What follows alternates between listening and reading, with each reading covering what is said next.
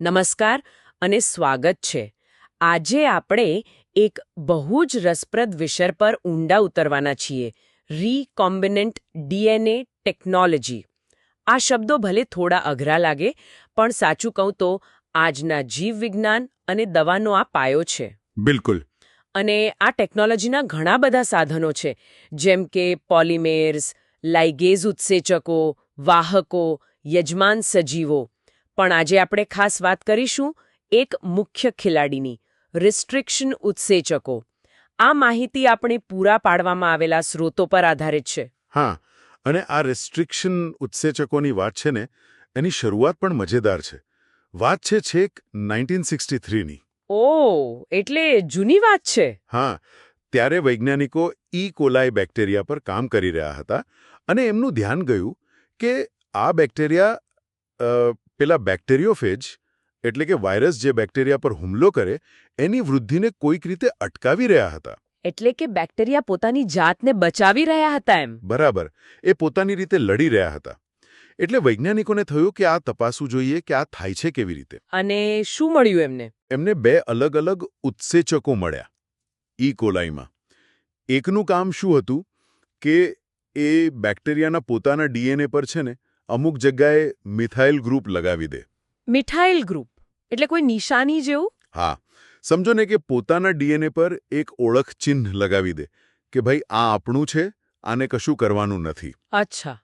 અને બીજો ઉત્સેચક હતો અસલી હથિયાર. એ બહારથી આવેલા વાયરસના ડીએનએને ઓળખીને કાપી નાખતો હતો. શું વાત છે! એને સીધો કાપી જ નાખે. હા, અને આ બહુ મોટી વાત હતી, કારણ કે ડીએનએને આટલી ચોકસાઈથી કાપતું કોઈ કુદરતી સાધન ત્યાં સુધી મળ્યું નહોતું. આ જે બીજો ઉત્સેચક હતો ને, એને જ પછી નામ મળ્યું રિસ્ટ્રિક્શન એન્ડોન્યુક્લિએઝ.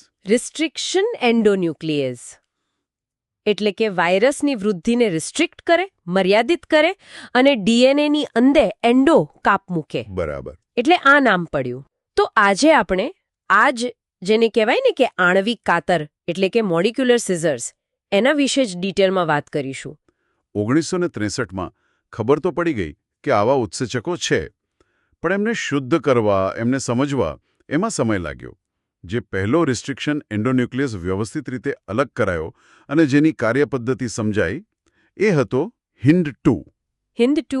હા, અને એને ઓળખતા લગભગ 5 વર્ષ નીકળી ગયા. 5 વર્ષ? ઓહ, ખાલી એક ઉત્સેચકને સમજવામાં? હા, કારણ કે આ બધી નવી વાતો હતી. એને અલગ કરવો, એની પ્રોપર્ટીઝ ચેક કરવી, ઘણું કામ હતું. તો આ HIND2માં એવી તે કઈ ખાસ વાત હતી? એની ખાસિયત હતી એની ચોકસાઈ. વૈજ્ઞાનિકોએ જોયું કે આ HIND2 છે ને, એ ડીએનએની આખી લાંબી લડીને ગમે ત્યાંથી નહોતો કાપતો. એ હંમેશા એક ચોક્કસ જગ્યાએ જ કાપ મૂકતો. અને એ જગ્યાએ 6 બેઝ પેરનો એક ખાસ ક્રમ હતો. 6 બેઝ પેરનો ક્રમ? હા, એકદમ સ્પેસિફિક સિક્વન્સ. આ જ એનો ઓળખક્રમ કહેવાયો. મતલબ HIND2 ફક્ત આ જ ક્રમને ઓળખે અને ત્યાં જ કાપે. એટલે આ કોઈ આડેધડ કાપકૂપ નથી, એકદમ ટાર્ગેટેડ એટેક જેવું થયું. એકદમ. અને આ જ વસ્તુએ બધું બદલી નાખ્યું. કારણ કે જો તમે ડીએનએને ચોક્કસ જગ્યાએથી કાપી શકો, તો પછી તમે એમાંથી જોઈતો ટુકડો કાઢી શકો અથવા ત્યાં કંઈક નવું જોડી શકો. બરાબર છે. અને ત્યાર પછી તો લાઈન લાગી ગઈ. જેમ સ્રોતમાં કહ્યું છે, આજે તો 900થી પણ વધારે રિસ્ટ્રિક્શન ઉત્સેચકો આપણે જાણીએ છીએ. 900થી વધુ? હા, અને એ પણ બેક્ટેરિયાની 230થી વધુ જાતિઓમાંથી મળેલા છે. અને દરેકનો પોતાનો અલગ ઓળખક્રમ. બાપરે, આ તો જાણે વૈજ્ઞાનિકોના હાથમાં જુદા જુદા તાળા ખોલવાની 900 ચાવીઓ આવી ગઈ. દરેક ઉત્સેચક એક ચોક્કસ ઓળખક્રમ રૂપી તાળાને જ ખોલે, એટલે કે કાપે. સરસ સરખામણી કરી, બરાબર એમ જ. અને આટલી બધી ચાવીઓ હોય તો પછી એમને ઓળખવા માટે કોઈ સિસ્ટમ તો જોઈએ ને, નામ આપવાની. હા, નહીતર તો કોને ખબર પડે કે કયો ઉત્સેચક શું છે? અને સ્રોતમાં એની પદ્ધતિ આપી છે. નામ પાછળ પણ લોજિક છે. આપણે પેલું ઉદાહરણ લઈએ, ઇકોઆરઆઈ, એ બહુ વપરાય છે. હા, ઇકોઆરઆઈ. ચલો, એનું નામ સમજીએ. પહેલો અક્ષર એ આવ્યો બેક્ટેરિયાની પ્રજાતિ, જીનસ, ઇસ્યુરેશિયા પરથી. Okay, E for ઇસ્યુરેશિયા. પછીના 2 અક્ષર એ આવ્યા એની જાતિ, સ્પીસીઝ, કોલાઈ પરથી. એટલે ઇકો થયું. ઇસ્યુરેશિયા કોલાઈ. બરાબર. પછી આવે આર. આ આર શું છે? એ છે બેક્ટેરિયાની ચોક્કસ જાત, એટલે કે સ્ટ્રેન. આ કિસ્સામાં એ સ્ટ્રેન હતી RY13. અચ્છા, એટલે સ્ટ્રેનનું પણ નામમાં ધ્યાન રખાય છે. હા, કારણ કે એક જ જાતિના અલગ સ્ટ્રેનમાં પણ થોડો ફેર હોઈ શકે. અને છેલ્લે રોમન આંકડો I. એટલે કે પહેલો. હા, એ બતાવે છે કે આ RY13 સ્ટ્રેનમાંથી અલગ કરાયેલો પ્રથમ રિસ્ટ્રિક્શન ઉત્સેચક હતો. જો એ જ સ્ટ્રેનમાંથી બીજો મળ્યો હોત તો એનું નામ કદાચ EcoRI હોત. વાહ, કેટલી વ્યવસ્થિત સિસ્ટમ છે. નામ પરથી જ ખબર પડી જાય કે ઉત્સેચક ક્યાંથી આવ્યો, કઈ જાતમાંથી અને કેટલામો શોધાયો. બરાબર. સારું, તો હવે એ સમજીએ કે આ આણ્વીય કાતર કામ કેવી રીતે કરે છે. સ્ત્રોત કહે છે કે આ બધા ન્યુક્લિયસીસ નામના મોટા ગ્રુપના મેમ્બર છે. હા, ન્યુક્લિયસીસ એટલે કે એવા ઉત્સેચકો જે ન્યુક્લિક એસિડ DNA કે RNA સાથે કંઈક કરે, કાપે, તોડે, બદલે. એના મુખ્ય બે પ્રકાર છે. કયા બે? એક છે એક્ઝોન્યુક્લિયસ. એક્ઝો એટલે બહાર. આ ઉત્સેચકો DNAના છેડા પરથી ન્યુક્લિયોટાઇડ કાઢે, એક પછી એક, બહારની બાજુથી. જાણે માળાનો છેડો પકડીને એક એક મણકો કાઢતા હોય એમ. હા, એવું જ કંઈક. અને બીજો પ્રકાર છે એન્ડોન્યુક્લિયસ. એન્ડો એટલે અંદર. આ ઉત્સેચકો DNAની લડીની વચમાં, અંદરના ભાગમાં ચોક્કસ જગ્યાએ કાપ મૂકે છે. આપણા રિસ્ટ્રિક્શન ઉત્સેચકો આ એન્ડોન્યુક્લિયસ પ્રકારના છે.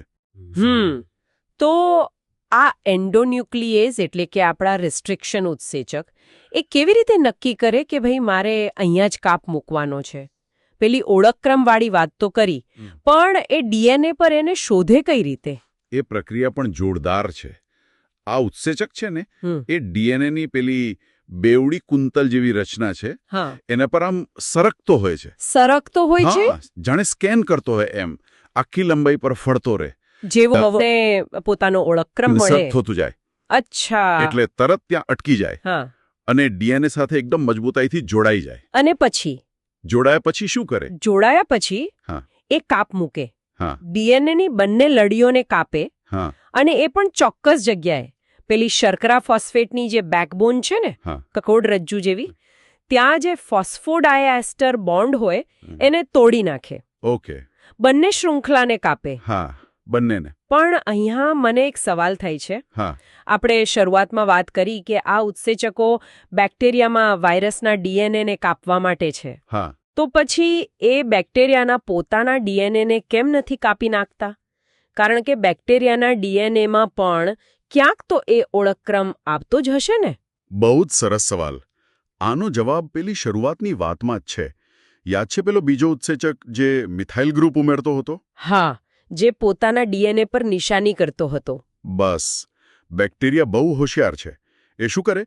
પોતાના DNAમાં જ્યાં જ્યાં એનો ઓળખક્રમ હોય ત્યાં પેલા મિથાઇલેશનવાળા ઉત્સેચકથી મિથાઇલ ગ્રુપ ઉમેરાવી દે. આમ મિથાઇલેશન એક કવચ જેવું કામ કરે. હવે જ્યારે રિસ્ટ્રિક્શન ઉત્સેચક પોતાના DNA પર ફરે અને એને મિથાઇલેટેડ ઓળખક્રમ દેખાય તો એને ઓળખી જાય કે આ તો આપણું છે અને ત્યાં કાપ મૂકે નહીં. જ્યારે બહારથી જે વાયરસનું DNA આવે એના પર આવું મિથાઇલેશન થયેલું ના હોય એટલે એ બિચારો પકડાઈ જાય અને કપાઈ જાય. શું મિકેનિઝમ છે? પોતાના પર નિશાની કરી દેવાની એટલે પોતાના હથિયારથી જ નુકસાન ન થાય? કુદરત ખરેખર અદ્ભુત છે. ચોક્કસ. સારું, હવે આપણે ઓળખક્રમની વાત કરીએ. સ્ત્રોતમાં કહ્યું છે કે આ ઓળખક્રમ મોટાભાગે પેલિન્ડ્રોમિક હોય છે. આ પેલિન્ડ્રોમ એટલે શું? આપણે ભાષામાં તો વાપરીએ છીએ નવજીવન, મલયાલમ. હા, પેલિન્ડ્રોમ એટલે એવો શબ્દ કે વાક્ય જે તમે સીધું વાંચો કે ઊંધું સરખું જ લાગે. સ્ત્રોતમાં મલયાલમનું ઉદાહરણ છે. અંગ્રેજીમાં મેડમ કે લેવલ. તો DNAમાં પેલિન્ડ્રોમ એટલે શું? બેઝનો ક્રમ પણ આગળ પાછળ સરખો? લગભગ એવું જ, પણ થોડો ટ્વિસ્ટ છે. યાદ રાખો કે DNAમાં બે શૃંખલા હોય છે અને એ એકબીજાની વિરુદ્ધ દિશામાં હોય છે. એક 5 થી 3 તો સામેની 3 થી 5. DNAમાં પેલિન્ડ્રોમ એટલે બેઝ જોડીનો એવો ક્રમ જે બંને શૃંખલા પર 5 થી 3 દિશામાં વાંચો તો સરખો જ આવે. આ જરા ઉદાહરણથી સમજાવશો? ચોક્કસ. પેલું EcoRIનું ઉદાહરણ લઈએ. એનો ઓળખક્રમ છે 5-GAATTC 3-CTTAG5-. બરાબર. હવે જુઓ, ઉપરની લડીને 5 થી 3 વાંચો, ડાબેથી જમણે. શું આવ્યું? GAATTC. અરે, નીચેની લડીને પણ 5 થી 3 દિશામાં વાંચો. નીચેની લડી 3 થી શરૂ થાય છે, એટલે એનો 5 છેડો જમણી બાજુ છે, તો જમણેથી ડાબે વાંચો. ઓકે, જમણેથી ડાબે. GAATTC. અરે વાહ, એ પણ GAATC જ આવ્યું. બરાબર. બંને શૃંખલા પર 5 થી 3 વાંચતા ક્રમ સરખો જ રહ્યો, GAATC. આ છે ડીએનએ પેલેન્ડ્રોમ. સમજી ગઈ. આ તો મસ્ત છે. ભાષા જેવી જ રમત, પણ ડીએનએના લેવલ પર. તો હવે ઉત્સેચક આ પેલેન્ડ્રોમને ઓળખીને કાપ ક્યાં મૂકે? બરાબર વચ્ચે.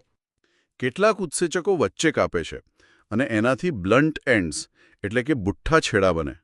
પણ મોટાભાગના અને ખાસ કરીને જનીન ઇજનેરી વિદ્યામાં જે બહુ કામના છે એવા ઉત્સેચકો છે ને, એ પેલેન્ડ્રોમના કેન્દ્રથી થોડું દૂર કાપ મૂકે.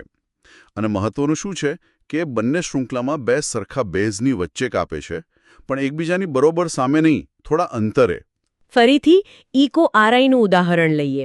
GAATTCમાં ક્યાં કાપશે? ઇકો આરઆઈ હંમેશા G અને A ની વચ્ચે કાપે, બંને શૃંખલા પર. એટલે આમ થશે 5-GAATTC 3-CTTAAG5-. જ્યાં મેં ઊભી લીટી કરી છે ત્યાં કાપ લાગે. અચ્છા, એટલે કાપ સામસામે નથી, G અને A ની વચ્ચે છે. બંને બાજુ, પણ એક કાપ ડાબી બાજુ છે, બીજો જમણી બાજુ થોડો ખસીને. બરાબર. G અને A ની વચ્ચેનો બંધ તોડે છે બંને શૃંખલામાં. તો આનાથી શું થાય, આમ આઘા પાછા કાપવાથી? આનાથી મજા આવે છે. આમ કાપવાથી શું થાય કે દરેક કપાયેલા છેડા પર એક શૃંખલાનો નાનો ટુકડો આમ બહાર લટકતો રહી જાય. એને ઓવરહેંગ કહેવાય. ઉપરના ઉદાહરણમાં જુઓ, કાપ પછી એક ટુકડાના જમણા છેડે 5-ATT3- લટકશે અને બીજા ટુકડાના ડાબા છેડે 3-TTAA5- લટકશે. હા, દેખાય છે. એક એક લડીનો ટુકડો છૂટો પડી ગયો છેડા પર. આ જે સિંગલ સ્ટ્રેન્ડેડ એટલે કે એક શૃંખલાવાળા લટકતા છેડા બન્યા ને, એમને જ કહેવાય ચીપકુ છેડા, અંગ્રેજીમાં સ્ટિકી એન્ડ્સ. ચીપકુ છેડા, સ્ટિકી એન્ડ્સ. નામ જ એવું છે કે જાણે કશેક ચોંટી જતા હશે, પણ એમને ચીપકુ કેમ કહેવાય છે? કારણ કે ખરેખર ચોંટે છે.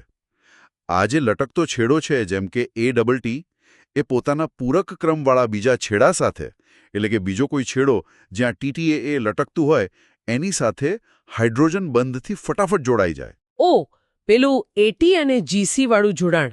હા, એ જ. એ હંમેશા T સાથે જોડાય 2 હાઇડ્રોજન બંધથી અને G હંમેશા C સાથે 3 હાઇડ્રોજન બંધથી. આ કુદરતી આકર્ષણ છે. એટલે જો તમારી પાસે 2 ડીએનએના ટુકડા હોય અને બંને પર એકબીજાને પૂરક એવા ચીપકુ છેડા હોય, તો એ તરત એકબીજા સાથે જોડાઈ જશે, જાણે પઝલના 2 ટુકડા ફિટ થઈ જાય. અને આ જ ચીપકાપણું, આ સ્ટિકીનેસ, એ જ જનીન ઇજનેરી વિદ્યાનો જાદુ છે, ખરું ને? એકદમ. આ ચીપકુ છેડા બનાવવાની ક્ષમતા જ આ ઉત્સેચકોને આટલા પાવરફુલ બનાવે છે. આના લીધે જ તમે 2 અલગ અલગ જગ્યાએથી આવેલા ડીએનએને જોડી શકો છો. અને પછી પેલો બીજો ઉત્સેચક આવે, ડીએનએ લાઇગેઝ, જે આ જોડાણને કાયમી બનાવી દે. બરાબર. તો હવે આપણે આવીએ છીએ મુખ્ય એપ્લિકેશન પર. જનીન ઇજનેરી વિદ્યામાં આ ચીપકુ છેડાનો ઉપયોગ પુનઃસંયોજિત ડીએનએ બનાવવા માટે થાય છે. આ પુનઃસંયોજિત ડીએનએ એટલે શું? પુનઃસંયોજિત ડીએનએ એટલે રીકોમ્બિનેન્ટ ડીએનએ. એનો સીધો સાધો મતલબ છે કે એવો ડીએનએનો અણુ જે તમે પ્રયોગશાળામાં બનાવ્યો છે, 2 કે તેથી વધુ અલગ અલગ સ્ત્રોતમાંથી આવેલા ડીએનએના ટુકડાઓને ભેગા કરીને. ધારો કે આપણે માણસનું ઇન્સ્યુલિન બનાવતું જનીન લઈએ. ડાયાબિટીસ માટે બહુ જ જરૂરી છે. હા. અને આપણે એને બેક્ટેરિયાના પ્લાઝમિડ સાથે જોડવું છે. પ્લાઝમિડ એટલે બેક્ટેરિયામાં રહેલો નાનો ગોળ ડીએનએનો ટુકડો જે વાહક તરીકે કામ કરી શકે. પણ આવું શું કામ કરવું પડે? માણસનું જનીન બેક્ટેરિયામાં શા માટે નાખવું? કારણ કે બેક્ટેરિયા બહુ ઝડપથી મોટા થાય છે, વિભાજન પામે છે. જો તમે ઇન્સ્યુલિનનું જનીન બેક્ટેરિયામાં નાખી દો અને બેક્ટેરિયાને ઉછેરો, તો એ જેમ જેમ પોતાની સંખ્યા વધારશે, તેમ તેમ પેલા ઇન્સ્યુલિન જનીનની પણ લાખો કરોડો કોપી બનાવશે. અને એટલું જ નહીં, એ જનીનમાંથી ઇન્સ્યુલિન પ્રોટીન પણ બનાવશે. આ રીતે આપણે મોટા જથ્થામાં ઇન્સ્યુલિન બનાવી શકીએ છીએ.